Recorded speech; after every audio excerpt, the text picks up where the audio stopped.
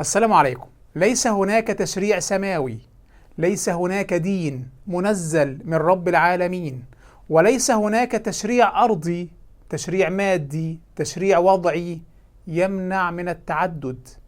يستحيل أن تجد. أتحدى من يأتي بتشريع واحد سماوي أو أرضي، شرع إلهي أو تشريع مادي دنيوي عالماني يمنع الرجل من التعدد. لن تجد مثل هذا من أول الخليقة وحتى يومنا هذا، لم يوجد ولن تجد ولن يوجد. الفرق بين التشريع السماوي، الفرق بين شرع الله عز وجل الذي ارتضاه لعباده، وبين التشريعات الأرضية الوضعية المادية الفاسدة، هو في صورة التعدد. هل هو تعدد زوجات، رباط شرعي مسؤول بين الرجل والمرأة كما في التشريع الإلهي، أم تعدد خيانات وخليلات، علاقات حيوانية غير مسؤولة كما في التشريعات الأرضية الفاسدة؟ هذا هو الفرق. لكن لن تجد تشريعا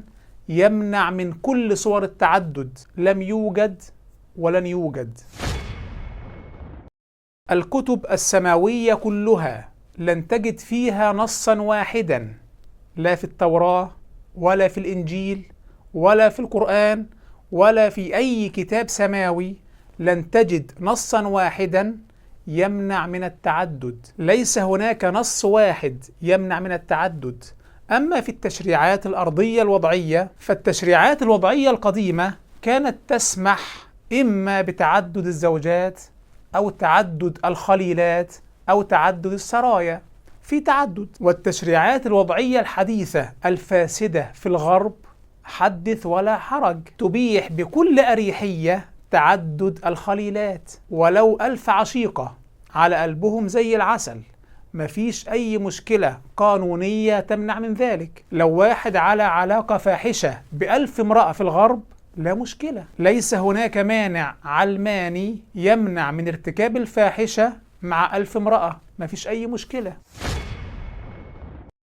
المهم الخلاصة، ليس هناك تشريع يمنع من التعدد، لكن هناك تعدد مسؤول، رباط شرعي مقدس، وتعدد شهواني حيواني يستخدم المرأة كلعبة جنس لا أكثر.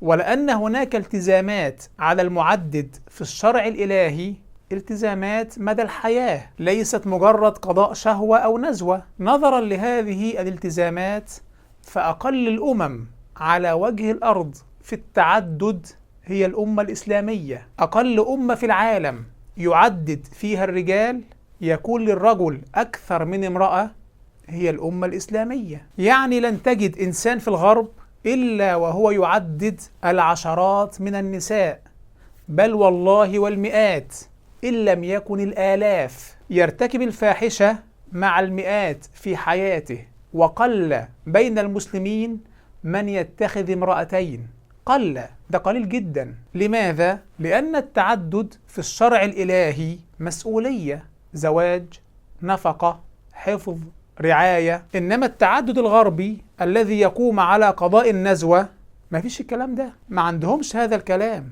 لا نفقة ولا مسؤولية ولا التزام مدى الحياة، انسى الكلام ده. هي مجرد شهوانية حيوانية، تعديد بالزنا والفاحشة. الغريب بقى والعجيب أن التعدد الإسلامي القائم على التزامات مدى الحياة ونفقة ورعاية ومودة ورحمة، هذا التعدد هو الذي نحن نلام عليه. إذا ذكر التعدد ذكر المسلمون، لا يأتي التركيز في قضية التعدد إلا على المسلمين، شيء في منتهى الوقاحة من طارح الشبهات. يعني الملحد والعلماني بينتقدوا التعدد الإسلامي، متخيل؟ التعدد الشهواني الحيواني اللامسؤول مقبول تماما عند الملحد، لا مشكلة فيه. بينما الزواج المسؤول والرباط الشرعي والتزام الرجل مدى الحياة تجاه المرأة، هذا التعدد مرفوض عند الملحد. لا تعليق. التعدد العلماني الغربي، ولأنه تعدد غير مسؤول، ولد أكبر أزمة أخلاقية في تاريخ البشر. أكثر من 56 مليون جنين تم قتلهم من سنة 1973 إلى 2015. متخيل الرقم؟ 56 مليون قتيل لأنهم نتيجة تعدد شهواني، أطفال غير مرغوب فيها. سنويا كان في حوالي 1,000,000 فتاة تقتل طفلها في أمريكا. 1,000,000 فتاة. بس الكلام ده كان قبل 2015.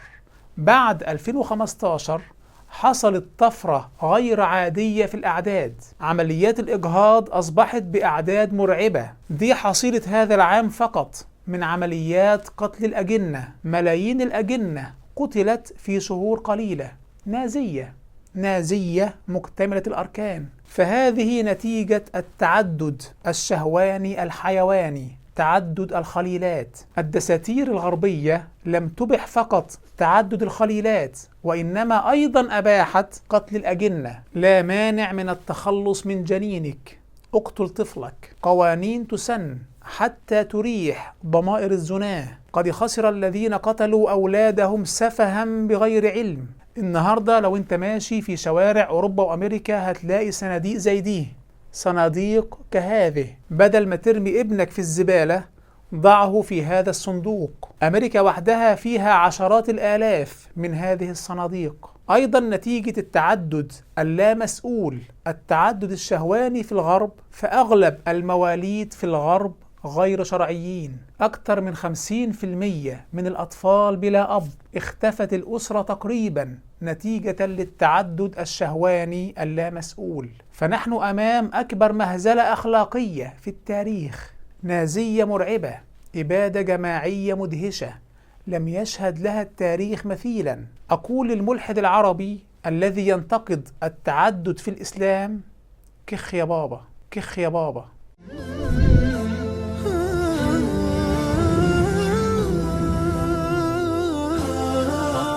الإسلام أتى وتعامل مع حاجة الرجل الطبيعية الفطرية الغريزية للتعدد، تعامل معها بوحي إلهي، وحي إلهي حكيم، فحرم العلاقات الشهوانية الحيوانية. فالفاحشة الزنا من أكبر الكبائر في الإسلام، ولا يزنون، ومن يفعل ذلك يلقى أثاما، يضاعف له العذاب يوم القيامة ويخلد فيه مهانا، إلا من تاب وآمن وعمل عملا صالحا فأولئك يبدل الله سيئاتهم حسنات وكان الله غفورا رحيما. فالزنا جريمة كبرى. أيضا قتل الأجنة بعد نفخ الروح فيها من الكبائر. وإذا الموءودة سئلت بأي ذنب قتلت. قتل الجنين بعد نفخ الروح هو قتل نفس بالإجماع. من قتل نفسا بغير نفس أو فساد في الأرض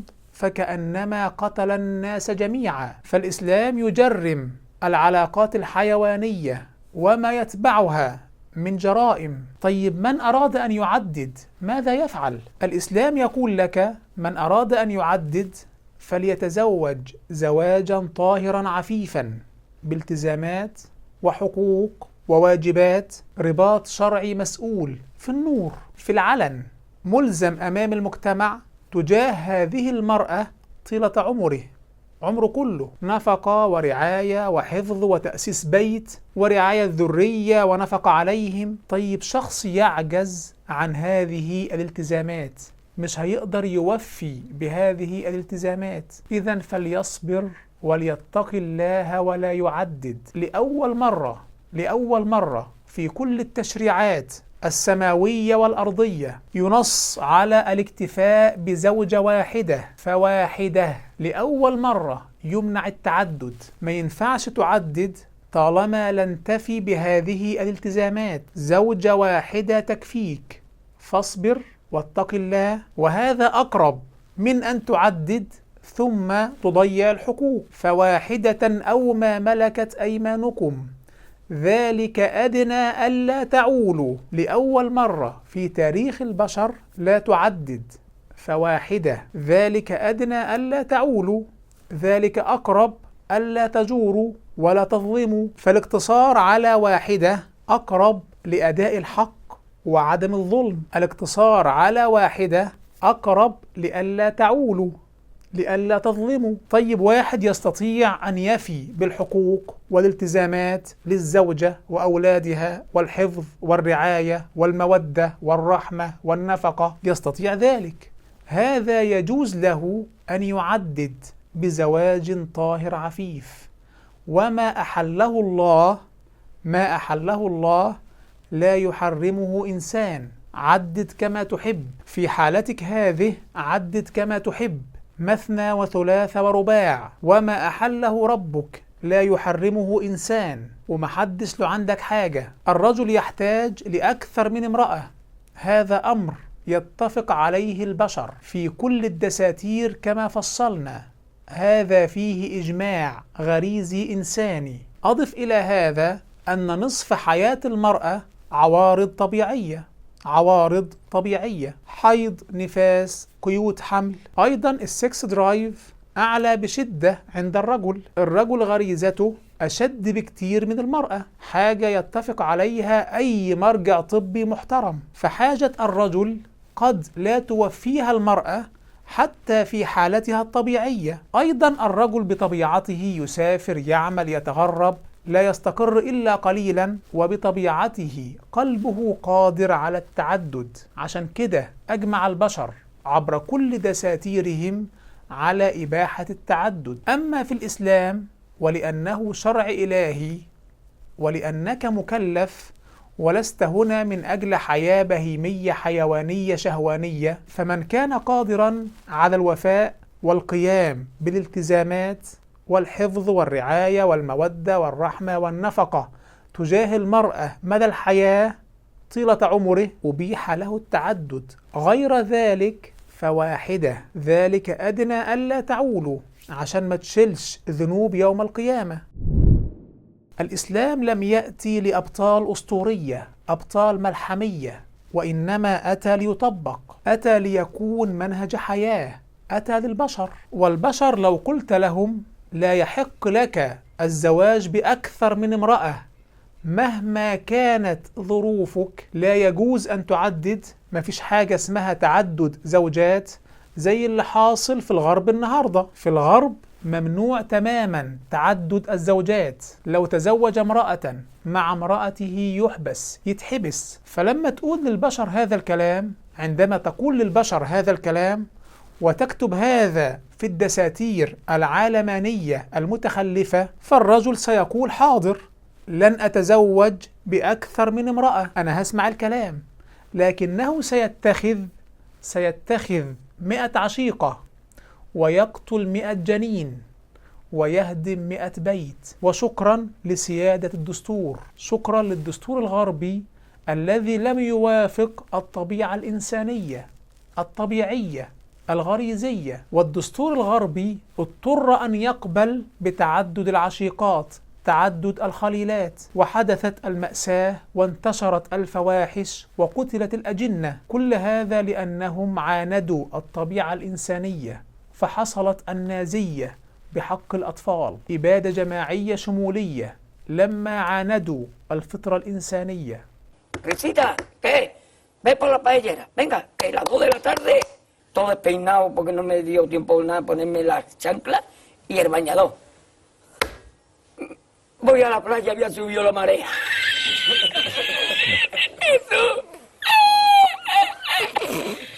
جنون، يعيشون الجنون ويقبلون به، جنون مجتمعي كامل. الرجل قد يحتاج لأكثر من امرأة لدواع لا حصر لها، ففي كل الأحوال البشر يعددون وسوف يعددون. التعدد في الإسلام أسلم وأعلم وأحكم نموذج، دين رب العالمين. طيب إذا كان التعدد في الإسلام بهذه الصورة، لماذا نحن من نلام في موضوع التعدد؟ لماذا اللوم دائما يأتي علينا نحن؟ ما هو السر؟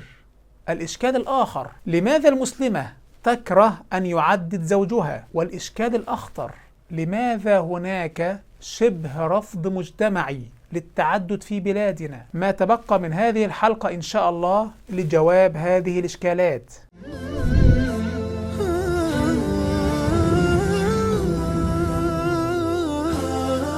نظرة المجتمع للتعدد للأسف الشديد نظرة خاطئة تماما. أغلب الناس يتعامل مع هذا الموضوع بصورة سخيفة، أنا بسميه تعامل مهزلي، مهزلة. فرسخنا في الأذهان تصورات فاسدة عن التعدد، جعلنا دعاة الإلحاد يهاجمون التعدد عندنا، اديناهم فرصة، جعلنا من يعدد بهيميا شهوانيا حيوانيا ينتقد التعدد المسؤول عندنا. متخيل؟ طيب إيه اللي وصلنا لكده؟ كيف وصلنا لهذه المرحلة؟ أولا، أخطأ الرجل الذي جعل موضوع التعدد موضوعا للتهكم، يتهكم به أمام زوجته، يقول لها بمناسبة أو بغير مناسبة هتجوز عليكي، وكأنه تهديد، سواء بهزار أو بجد.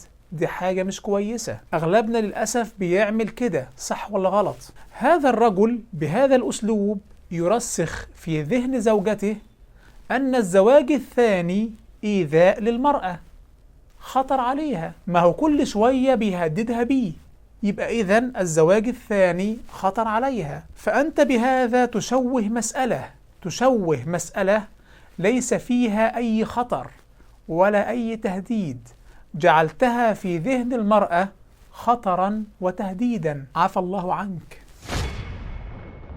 ثانيا، المجتمع بثقافته التي تبتعد عن روح الإسلام شيئا فشيئا مع الزمن، هذا المجتمع أعطى المرأة شعورا أن الزواج الثاني يعني فقدان الزوجة الأولى للأمان، تفقد الأمان. الزواج الثاني يعني حرمان الزوجة الأولى، يعني تقصيرا سيقع على الزوجة الأولى. هذه ثقافة المجتمع عن التعدد، فتخاف ولا ما تخافش؟ طبيعي تخاف. وللأسف كتير من تجارب التعدد كرست لهذه الثقافة السخيفة، فيأتي شخص ظالم، شخص جاهل يعدد فيظلم الأولى أو يضيعها أو يهملها، فنحن ونعترف شركاء في تشويه هذا النموذج الأمثل الأحكم. خطأ ثالث، ما أن يعدد الرجل حتى يظن الناس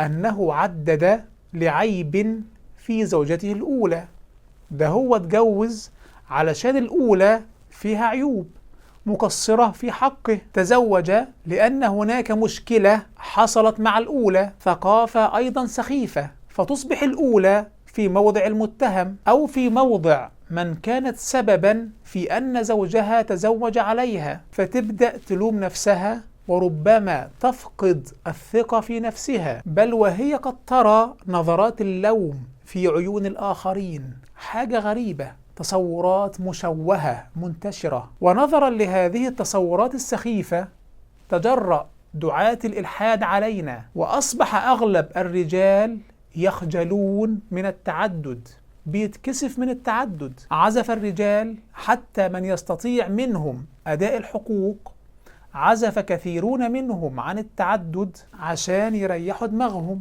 عشان مش عايزين مشاكل، فوقع بعضهم في الحرام. لما حرموا على أنفسهم ما أحل الله لهم، وقع بعضهم فيما حرم الله عليهم. لابد أن يكون عندنا ثقافة لتصحيح التصورات الفاسدة، نصحح التصورات الفاسدة والسلوكيات الظالمة. والرجل يعرف أن الزواج الثاني ليس تهديدا للزوجة الأولى، ما هوش تهديد، وليس إشعارا لها بأن ظلما سيقع عليها لو تزوج. ما ده غلط أصلا. لو أن ظلما سيقع عليها فلا يحق لك أصلا أن تقوم بالزواج، فأنت تعطي تصورا مشوها عن نموذج نقي، نموذج مثالي. من عدد فإنه يتحمل مسؤولية مضاعفة، فحق الزوجة الأولى كما هو لا ينقص منه شيء، حقها في الرعاية والإحاطة والنفقة والأمان كما هو، يحافظ عليها، يدافع عنها بدمه. ومن قاتل دون أهله فهو شهيد. مش يتجوز يعني يهملها أو يقصر في حقها أو يظلمها أو يهددها بهذا. لو كان هذا ما سيحصل لما جاز له أن يعدد أصلا. لا يقصر في شيء من حقها، يرعاها ويحافظ على ذريتها ويرعاهم وينفق عليهم. كلكم راع ومسؤول عن رعيته، والرجل في أهله راع وهو مسؤول عن رعيته. إن الله سائل كل راع عما استرعاه أحفظ أم ضيع، حتى يسأل الرجل عن أهل بيته. هتسأل، كلنا سيسأل.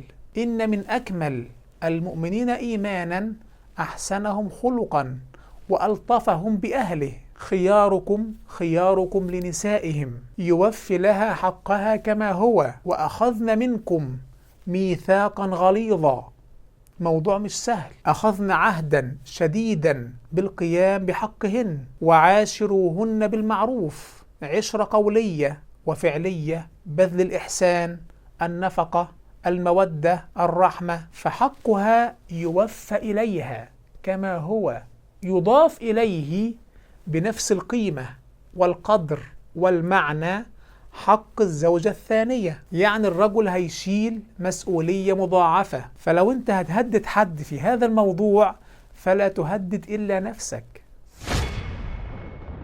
ولا يجوز له، لا يجوز أن يميل لواحدة على حساب الأخرى، ما ينفعش. من كانت له امرأتان يميل لإحداهما على الأخرى، جاء يوم القيامة أحد شقيه مائل، يأتي مائلا يراه الناس ليكون زيادة في التعذيب. موضوع مش سهل فعلا. فالرجل لابد أن يعرف كل هذا، يعرف ما عليه، ولو لا يوفي بواجباته يبقى يصبر ويتقي الله. فواحدة ذلك أدنى ألا تعولوا. فمن يهدد لو تدبر ما عليه من التزامات لعلم أنه هو المهدد.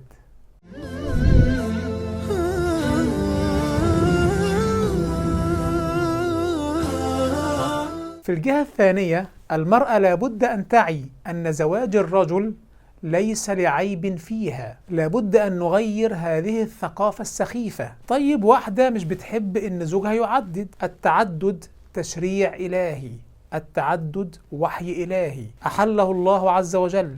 ما ينفعش حد يعترض على الشرع. مصيبة من يكره شيئا مما أنزل الله، ذلك بأنهم كرهوا ما أنزل الله فأحبط أعمالهم. كراهية شيء مما أنزل الله محبط للعمل.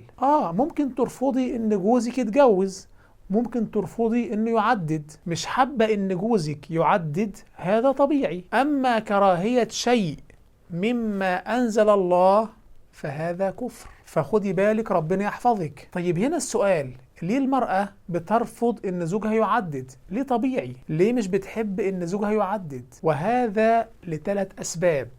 أما الأول فهو ثقافة المجتمع. ثقافة المجتمع في نظرته للزواج الثاني خلت المرأة تكره إن جوزها يعدد، لأنه لو عدد سيقصر في حقها. لو عدد يبقى هذا لعيب فيها، وبالتالي هتخاف من نظرة المجتمع لها، فبتكره إن جوزها يعدد. وحل هذا الإشكال تغيير نظرة المجتمع، والرجل يتعلم ما عليه من مسؤوليات لو عدد. تاني حاجة بتخلي المرأة ترفض التعدد هو الماني، الحسابات المادية. بتبخل بما عند زوجها من مال، مش حابة حد يشاركها فيه، وهذا جهل منها، لأن الله هو الرزاق، قسم الرزق بين عباده بحكمته. وقد يغني سبحانه من يعدد، وقد يفلس من لم يتزوج أصلا. فالموضوع يكون عندك يقين إن الله هو الرزاق. والنبي صلى الله عليه وسلم حذر من هذه الحسابات عند بعض النساء، فقال: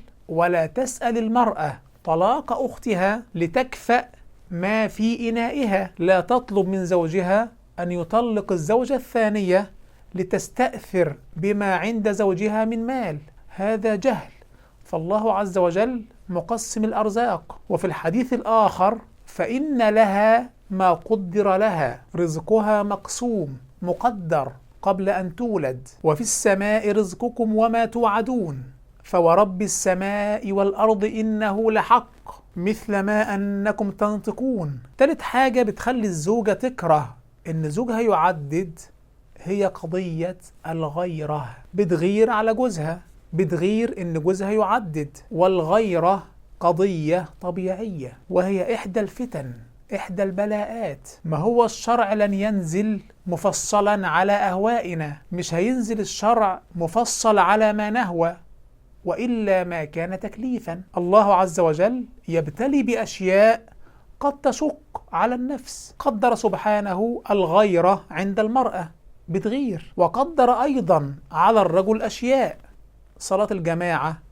القتال تحت ظل السيف، النفقة، أمور كثيرة، وليس على المرأة شيء منها. فما يشق على النفس نصبر عليه ونستعين بالله عز وجل الذي خلق الموت والحياة ليبلوكم، وما قدر الله عز وجل من شيء إلا لحكمة. يعني مثلا غريزة الرجل الزائدة، هذه الغريزة الزائدة عند الرجل نحو المرأة عشان يحفر في الصخر، يشقى طيلة عمره، يشتغل من الصبح للمغرب حتى يظفر بامرأة يسعد معها، مستعد أن يكد يومه كله، يشتغل اليوم كله، وامرأته تنام هادئة مطمئنة وعلى قلبه زي العسل. فمن حكم هذه الغريزة القوية أن الرجل يعمل طيلة عمره بلا كلل، يصبر على العمل. ومن حكم خلق الله عز وجل للغيرة عند المرأة حتى تحافظ على بيتها،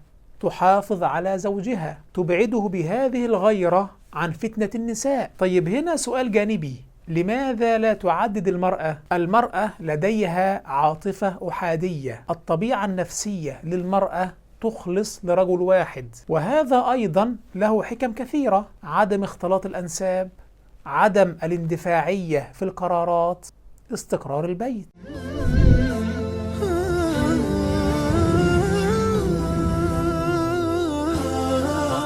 الله عز وجل يقدر بحكمته كل ذرة في هذا الكون. ليس هناك ذرة في هذا الكون إلا وهي تسير بعلم الله، تسير بعلم الله وحكمته وإرادته ومشيئته وقدرته. ما شرع الله عز وجل التعدد إلا للخير للرجل والمرأة، فشرع الله عز وجل خير كله ورحمة كله وعدل كله. كم من المشاكل، كم من المشاكل للرجل والمرأة على حد سواء، كم من المشاكل يقوم بحلها التعدد الصحيح بنموذجه الإسلامي. مشاكل مجتمعية رهيبة، مشكلة العنوسة، التعدد يقوم بحل مشكلة للمرأة، مشكلة العنوسة. أيضا التعدد يقوم بحل مشكلات كثيرة عند الرجل: مشكلة الخيانات الزوجية، مشكلة الحرمان، مشكلات مجتمعية كثيرة، مشكلة التفسخ الأخلاقي. مشاكل كتير نعيها ولا نعيها يحلها التعدد. كثير من المجتمعات المسلمة عبر الزمن عددت وما زالت تعدد بلا مشاكل، بلا ضغط نفسي على الزوجة الأولى. ما ظهرت المشاكل والضغط النفسي إلا بفساد النظرة المجتمعية للتعدد، إلا بفساد السلوكيات. نحتاج جميعا رجل وامرأة لإعادة النظرة الصحيحة، نعلم الناس النظرة الصحيحة للتعدد. نحتاج ليتعلم الرجل حقوق التعدد والتزاماته، نحتاج ليتعلم الناس حكم شرع الله عز وجل، ونحتاج ضرورة لأن نرضى بما شرع الله عز وجل ونعمل بما شرع. والسلام عليكم. إن الله يأمر بالعدل والإحسان وإيتاء ذي القربى وينهى عن الفحشاء والمنكر والبغي يعظكم لعلكم تذكرون. وأوفوا بعهد الله إذا عاهدتم ولا تنقضوا الأيمان بعد توكيدها وقد جعلتم الله عليكم كفيلا إن الله يعلم ما تفعلون